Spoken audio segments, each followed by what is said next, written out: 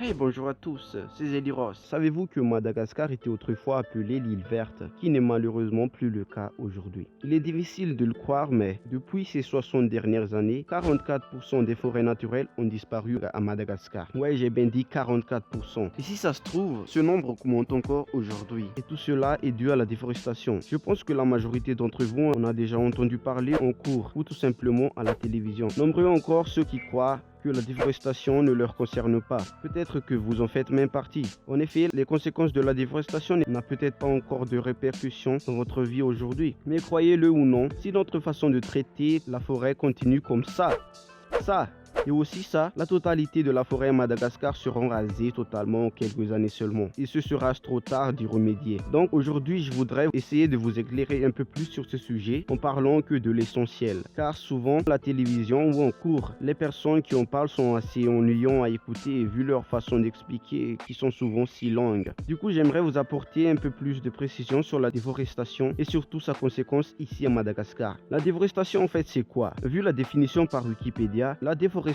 est le phénomène de régression des surfaces couvertes de forêts. En clair, quand les forêts sont rasées ou brûlées ou bien tavées. Ouais, j'ai bien dit tavées car à Madagascar, il existe encore une pratique traditionnelle qui s'appelle le tavé. Alors c'est quoi le tave? En fait, elle consiste à brûler une partie de la forêt pour pouvoir avoir un peu plus de place pour y planter du riz ou tout simplement placer une rizière dessus, comme celle-ci par exemple. Le méfait de cette pratique est en fait c'est que au bout de 2 ou 3 reprises de cette pratique-là, la terre est épuisée. Car oui, la terre peut s'épuiser puisqu'elle contient des nutriments qui font pousser les fruits et légumes sur la terre pour qu'on puisse ensuite les consommer. En vrai, c'est un peu comme notre peau. Prenons exemple, que tu es tombé du vélo. Du coup, il y a une plaie sur ta cheville. Après quelques jours, il y a une nouvelle peau qui apparaît. Et si tu l'enlèves tout le temps, elle risquera de ne plus apparaître. Et c'est la même chose avec la terre. Si on le brûle tout le temps, elle n'aura plus de nutriments nécessaires pour faire pousser quoi que ce soit dessus, tout simplement. Et les gens qui rasent et brûlent la forêt le savent très bien. Mais pourquoi font-ils ça à votre avis? À Madagascar, les raisons principales de la déforestation sont les suivantes. Soit extension des forêts agricoles, soit fabrication de ressources comme par exemple celle du charbon. Ah oui, en fait, parlons du charbon. Car oui, si vous êtes un vrai malagasse comme moi, vous n'êtes sûrement pas celui ou celle qui ignore que le charbon est utile à Madagascar. Mais vraiment utile. Pourquoi? Parce que tout simplement, à Madagascar, le riz...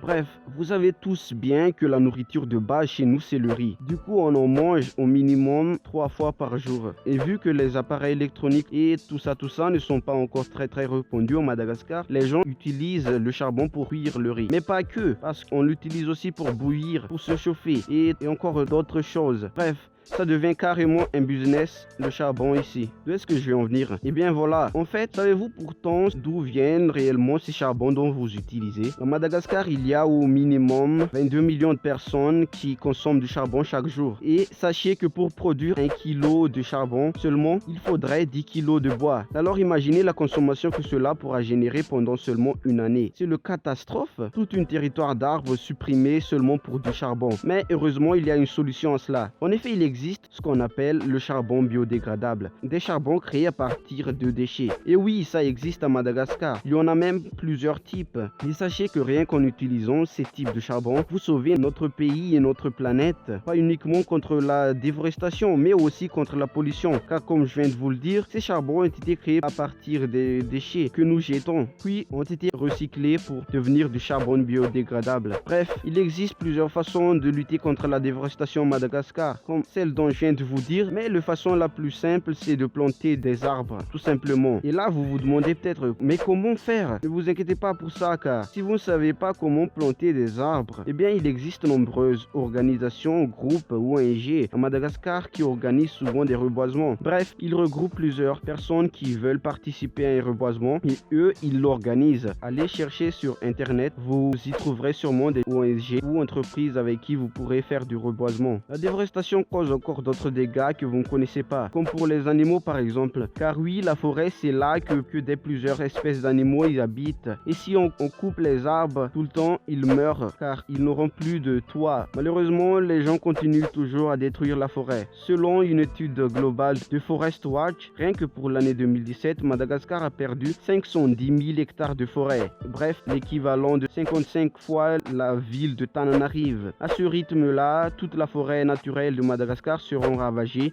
d'ici 20 ans. Mais je sais que c'est pas cette vidéo qui va stopper ces mauvaises pratiques. Mais au moins j'ai fait mon travail. Je vous ai prévenu et pour moi c'est l'essentiel. En tout cas, je vous remercie d'avoir regardé cette vidéo jusqu'à la fin. J'attends votre retour dans les commentaires. Mais malheureusement, je sais pertinemment que cette vidéo aura moins de visibilité que les autres. Car malheureusement, c'est un sujet qui intéresse peu de monde. Et pour cela, je vous demanderai de la partager au maximum cette vidéo s'il vous plaît les amis. Pour que vos amis eux aussi le voient. Merci. Et si cette vidéo vous a un tout petit peu éclairé sur le danger que provoque la déforestation dans notre pays, n'oubliez pas de liker la page car cela m'encouragerait beaucoup à continuer ce que je fais. Bref, je pense que j'ai déjà tout dit. Je vous dis à la prochaine. Ciao!